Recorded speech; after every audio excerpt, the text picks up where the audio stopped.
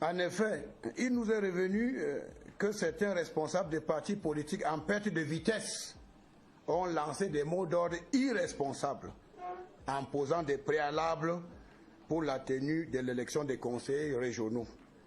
Faute de quoi, ils engageront des actions visant à déstabiliser les institutions républicaines et contre celui qui les incarne, son Excellence Paul Biya.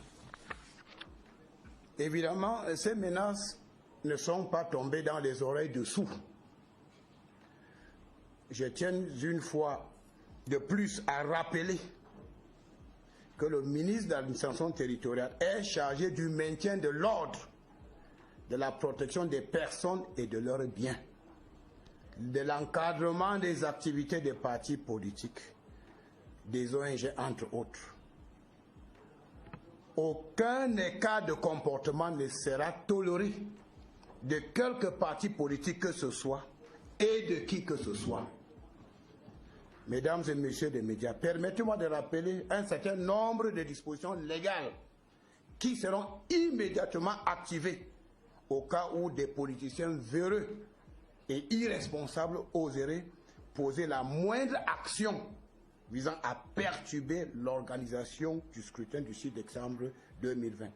Il s'agit notamment de la loi numéro 2016/007 du 12 juillet 2016 portant code pénal. Article 111 au sujet de la sécession dispose en son alinéa 1 est puni de l'emprisonnement à vie celui qui en temps de paix entreprend par quelque moyen que ce soit de porter atteinte à l'intégrité du territoire. Article 114 qui traite de la révolution dispose est puni d'un emprisonnement à vie celui qui tente par la violence soit de modifier les lois constitutionnelles, soit de renverser les autorités publiques instituées par les dites lois ou de les mettre dans l'impossibilité d'exercer leur pouvoir. La loi 90/55 du 19 décembre 1990 portant régime des réunions et des manifestations publiques, article 6.1, sont soumis à l'obligation de déclaration préalable. Tous les cortèges, défilés, marches, rassemblements de personnes et d'une manière générale, toutes les manifestations sur la voie publique, dans son humanisme légendaire et usant de ses prérogatives constitutionnelles, son Excellence Paul Biya avait ordonné il y a quelques mois l'arrêt des poursuites judiciaires contre un responsable de parti politique et ses affidés qui avaient gravement violé la légalité républicaine. En ordonnant l'arrêt des poursuites, le chef de l'État avait voulu donner une chance historique à ce leader politique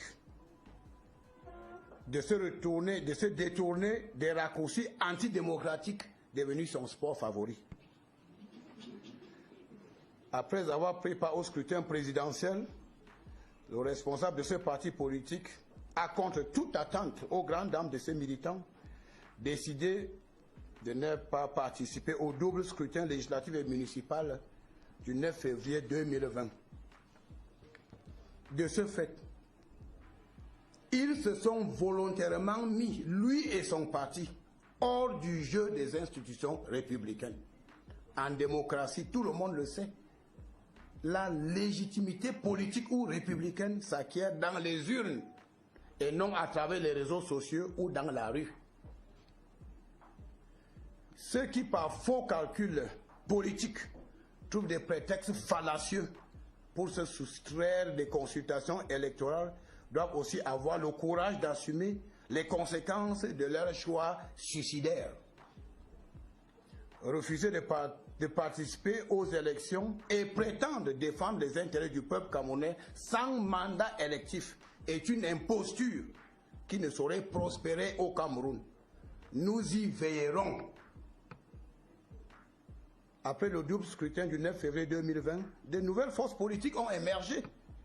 Elles participent chacune à sa manière au jeu démocratique comme l'a toujours voulu son Excellence Paul Biya, grand architecte de la démocratie apaisée au Cameroun.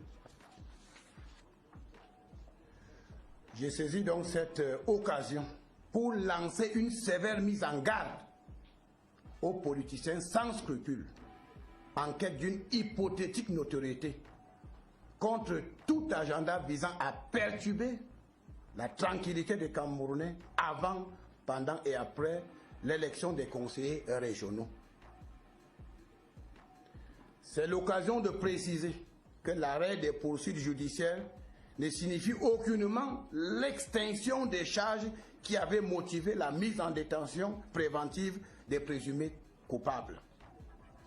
En cas de nouveaux faux pas, notamment l'incitation à la rébellion, le compteur judiciaire de ceux qui ont bénéficié de l'arrêt des poursuites sera remis à zéro. Le rouleau compressé du maintien de l'ordre se mettra immédiatement en branle et sans complaisance. Tous les fauteurs de troubles, quels qu'ils soient, répondront de leurs actes devant les instances judiciaires. En tout cas, les récalcitrants auront été suffisamment prévenus. En cas de trouble à l'ordre public, les autorités administratives prendront des mesures appropriées, suivant un nombre de codes qui leur sera communiqué sur les identités des meneurs. Et pour terminer, je voudrais rappeler cette métaphore connue de tout le monde. En tapant sur une ruche d'abeilles, vous savez ce qui vous attend lorsque vous ne pouvez pas fuir. J'espère avoir été suffisamment clair. Je vous remercie.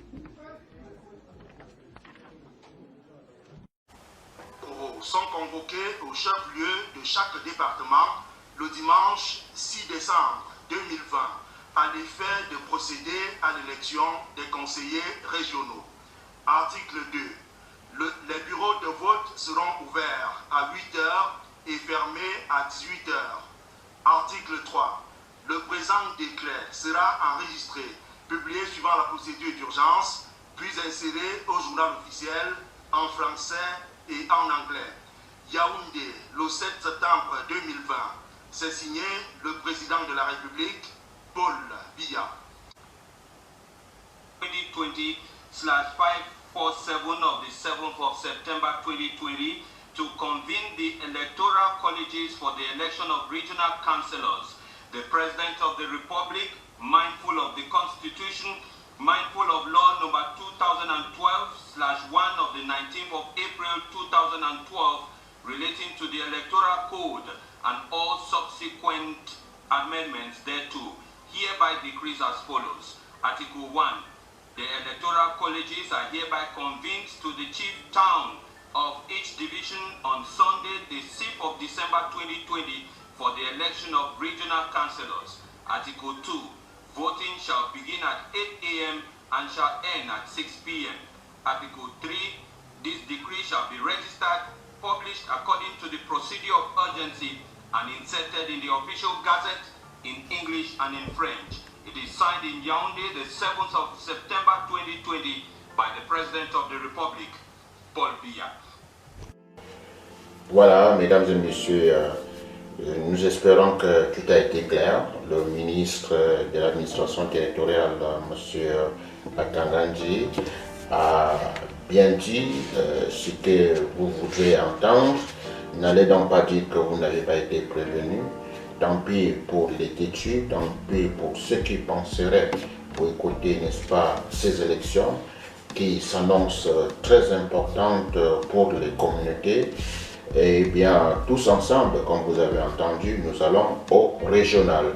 Mesdames et messieurs, nous vous remercions pour votre attention, tout en vous demandant d'être toujours, comme vous avez toujours été, restez fidèles à notre plateforme, partagez abonnement ces contenus et surtout, si vous n'avez pas encore appuyé sur la cloche de notification, faites-le maintenant pour ne pas manquer des autres événements qui s'annoncent très importants. Mesdames et messieurs, au revoir et à très bientôt.